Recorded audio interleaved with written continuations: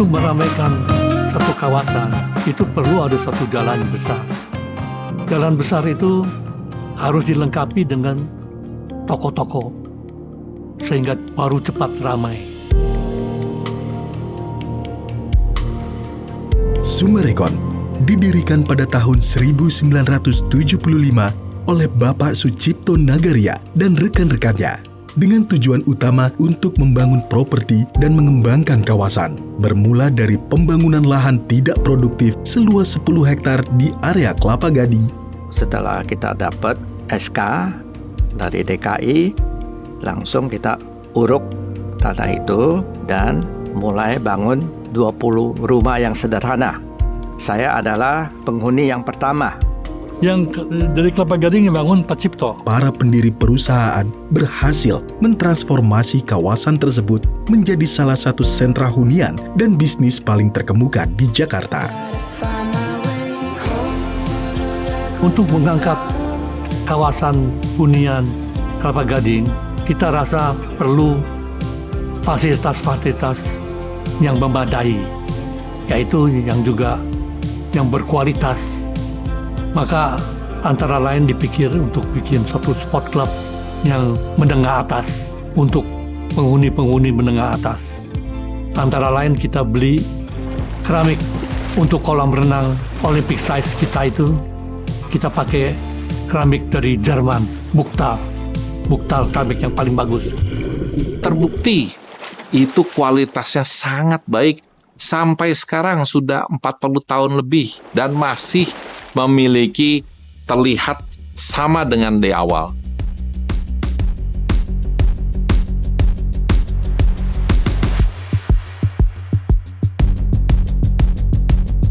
Maka setelah bikin mall, kita juga bikin di sampingnya itu Gading Food City yang terutama merekrut kuliner-kuliner. Orang kalau mau makan pikirannya Kelapa Gading, kota sejuta makanan. Penjualan kita bagus sekali. Ada istilah kalau jual rumah tuh udah kayak kacang goreng. Ini yang saya merasa perusahaan kita ini udah 25 tahun, udah orang-orang di kantor udah sampai satu titik comfort zone. Jadi di zona nyaman. Jadi kayaknya udah rasa udah puas diri. Gak ada innovation, gak mau cari sesuatu yang baru. Ibu mulai dengan program pembaharuan Summarecon. Saya lihat itu adalah mulai ada pembaharuan di Summarecon.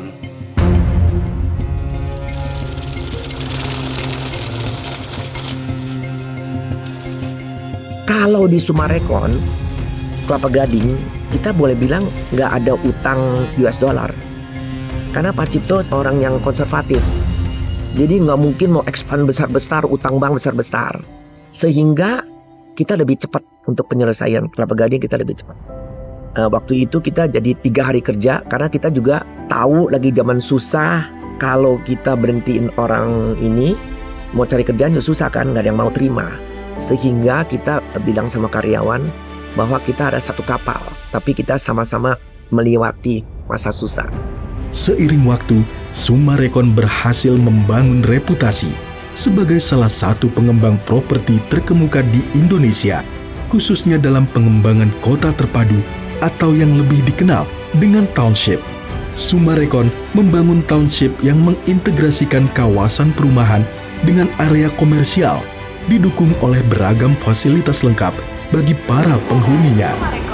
Mall menjadi suatu jantung dari perkembangan sebuah township. Dengan visi menjadi teman sepanjang masa, kita melihat bahwa dengan terus memiliki dan memperbaiki keberlanjutan mall-mall kita bisa terus menemani masyarakat yang tinggal di township kita ini.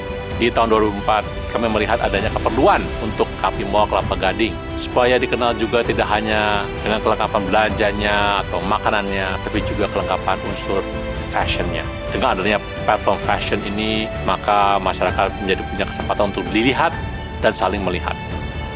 Kami dapat kesempatan untuk bersama dengan Lakon Indonesia dan Kedutaan Perancis mendukung pelestarian budaya-budaya fashion di Indonesia ini Dan lewat program Pintu Incubator, memberikan kesempatan pada brand-brand muda Indonesia untuk bisa menjadi lebih kuat dan dikenal di kancah nasional bahkan internasional. Kawasan perumahan dari Summarecon Group itu kenapa disenangi oleh pembeli?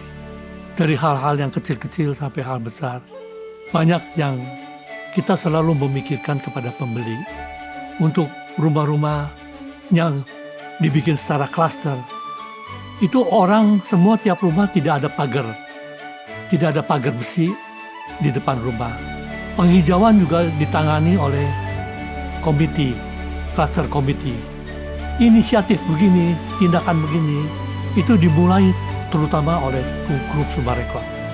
Dan ternyata dengan cara begini, klaster jadi rapi, penghijauannya rapi, malam lampu-lampunya terang. Jadi orang senang tinggal di sana, aman dan nyaman dan bagus. Maka Summarecon rumah-rumahnya tuh bisa dibeli orang dengan antri dengan apa. Pak Cipto sering, setahu saya ya, waktu itu karena tiap minggu dia ke lapangan. Dia melihat proyeknya. Bangunan kita mesti bukan hanya kita mau cari duit aja, kita mesti memikirkan konsumen kita. Membangun rumah di mana home ya, supaya keluarga ini punya konsep home, tidak hanya satu rumah secara bangunan, tetapi rumah di mana keluarga itu terbentuk di dalamnya dan memiliki kehangatan. Saya percaya detail arsitektur itu sangat penting, dan itu kita mendapatkan komitmen itu juga dari pendiri kita, Pak Cipto. Jadi untuk residential property itu kita sangat mementingkan kualitas yang harus kita berikan adalah yang terbaik dengan spesifikasi yang sudah kita janjikan kepada customer. Nah itu no compromise. Kemampuan Summarecon kini telah berkembang di segala bidang real estate, mencakup pengembangan arsitektur, teknik, manajemen proyek dan konstruksi, perencanaan tata kota, infrastruktur, teknik desain berkelanjutan, manajemen kota terpadu, hingga manajemen properti. Arahan dari Pak Cipto dalam arti kata komitmen adalah bahwa Summarecon harus komitmen kepada satu, tentunya kepada karyawan, kedua kepada seluruh stakeholder seperti kontraktor, supplier, agent properti, dan yang paling utama adalah komitmen kepada konsumen atau customer kita. Summarecon itu sangat dipercaya dan dicintai oleh konsumen. Dalam penjualan perdana saat itu, kami meluncurkan 2 klaster sekaligus. Ternyata penjualan perdana diserbu oleh jumlah pendaftar saat itu mengalami oversubscribe.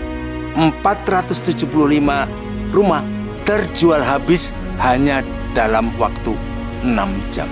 Setelah selesainya penjualan perdana yang sangat sukses, Ibu Cipto dengan tegas mengingatkan kami semuanya bahwa dengan penjualan perdana Summarecon Bekasi yang telah sukses, perilaku kita semua harus tetap low profile dan humble.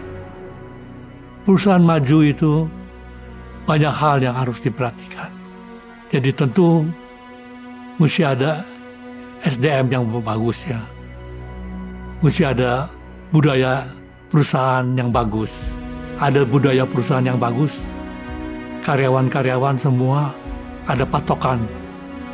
Sehingga dari atas sampai bawah bekerja semua dengan teratur. Kita punya nilai-nilai dari Summarecon merangkum menjadi satu, menjadi caring. Which commitment, agility, care, integrity, collaboration, and gratitude.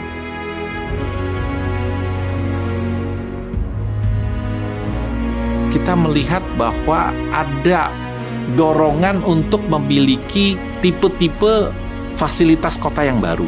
Tipe fasilitas kota yang mengarah ke art creation, ya, atau kreasi seni, art appreciation, ya, bagaimana dia bisa mengapresiasi seni musik, seni tari, seni drama, lalu juga tempat untuk entertainment, maupun juga sports atau well-being.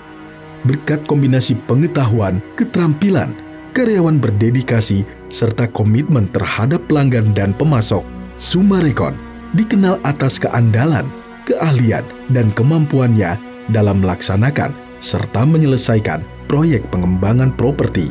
Keberhasilan ini telah terbukti di berbagai lokasi seperti Kelapa Gading, Serpong, Bekasi, Bandung, Karawang, Makassar, Bogor, Crown Gading, dan Tangerang.